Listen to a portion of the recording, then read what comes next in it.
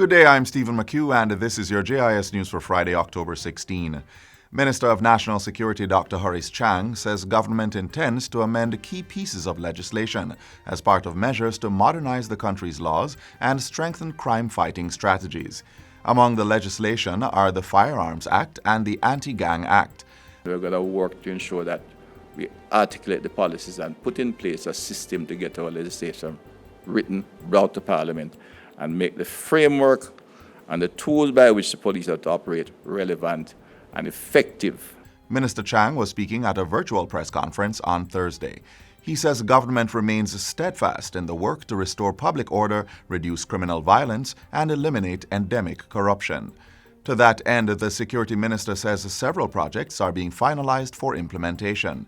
These include 30 technology projects, institutional reorganization, improved specialized training, as well as improved telecommunications across police divisions. We want to reassure the country we'll not start these activities and stop them, because we intend to complete our investment in the technology activity to make the police more efficient, to give them the capacity to acquire evidence, information, convert to evidence, get the criminals into court and lock them up.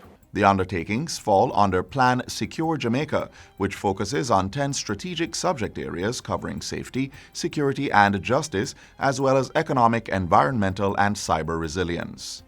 The island's first state-run shelter for victims of domestic abuse is now operational. The news was revealed by Gender Minister Olivia Grange yesterday after she toured the facility. We're just about ready. Of course, we're fine-tuning some protocols in terms of the operation and just to cross the T's and dot the I's. But in the meantime, we're ready. We can take in, I would call them clients. The minister says the shelter houses spacious studio and one-bedroom facilities that can accommodate a family, adding that only 2 rooms remain unfurnished. The establishment of the shelter was done with assistance from international partners such as the Canadian High Commission and European Union. I am delighted to be here with Minister Grange today at the first of several nationally funded women's shelters. We all recognize, Canada in particular, the importance of having safe spaces for women and their families.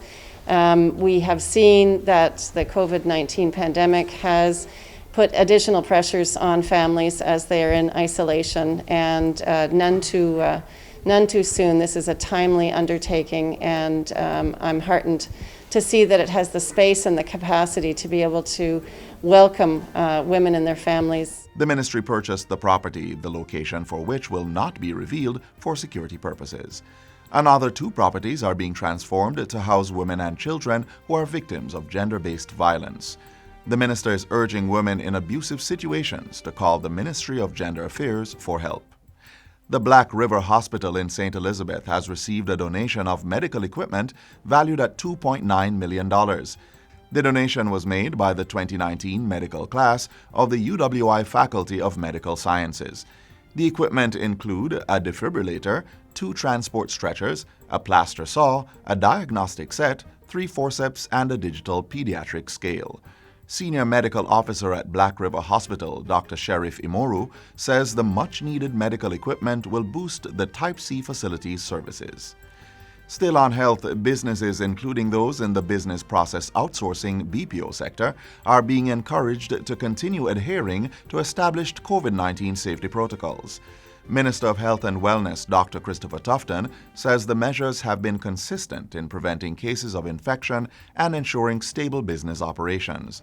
The temperature checks, the sanitization, the consistent cleaning, the wearing of the masks, the isolation areas if you find persons who have symptoms. That, to my mind, represents the successful arrangement in an entity. Dr. Tufton made the statement recently following a tour of several BPO facilities at the Montego Bay Free Zone in St. James. The National Parenting Support Commission is encouraging parents to make use of the helplines for assistance in coping with COVID-19. The 36 helplines were launched in April 2020 in collaboration with the United Nations Children's Fund, UNICEF, the Victoria Mutual Foundation, and Fight for Peace. Since its implementation, the Commission has received several reports from parents expressing their concerns and needs amidst the pandemic. Chief Executive Officer at the Commission, Casey Akar, says once contact is made, the persons operating the helplines will guide callers on how to get additional assistance. There are 2 helplines per parish, with the exception of Kingston, St. James, St. Anne, St. Catherine, and Clarendon, which were given additional numbers. The numbers may be found on the Education Ministry's website at moey.gov.jm.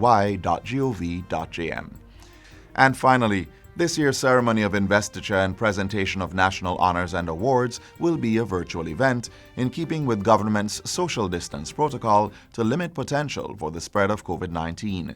In place of the usual live function at King's House, the National Heroes Day event will have 2 components. There is to be a live stream of the floral tribute in honor of our national heroes, broadcast from National Heroes Park, beginning at 8:15 a.m. on national television and social media. The second component is a pre-packaged production featuring the award recipients being honored this year, a congratulatory message by the Governor-General, and remarks on behalf of the award recipients offered by Professor Orlando Patterson. Nearly 200 Jamaicans will be honored with various awards recognizing their contribution to national development in a number of areas.